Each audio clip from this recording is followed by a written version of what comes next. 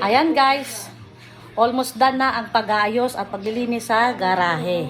Ayan o. Di ba kanina tambak na tambak? Ayan. Hindi ko na lang sa kanya. Ito. Ina-knockdown ko na yan, ilalabas ko para lumuwag kami dito. Yung mga halaman ko to, yan, ayusin ko yan. Ayan. Makakainak, di ba? Hindi. Ayan, pinuputol na ni Jason. Kaya yung simula, diba? Bisa simula pa rin, no? Diba nila isip yan, kasi kukonto, tatamahan na kami. Malaking pamilya.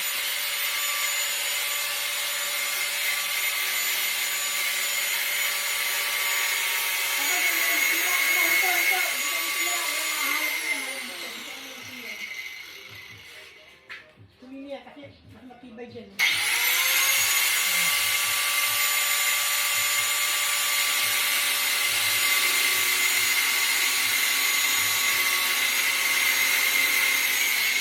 Kasi kaya ko pinaputol.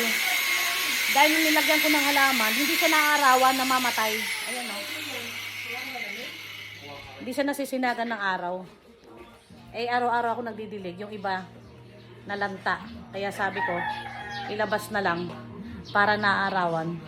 Tapos talagang kailangan uwian ko talaga every 2 to 3 days talaga. Hindi pwedeng hindi na uwian kasi mas lalos lang mamamatay.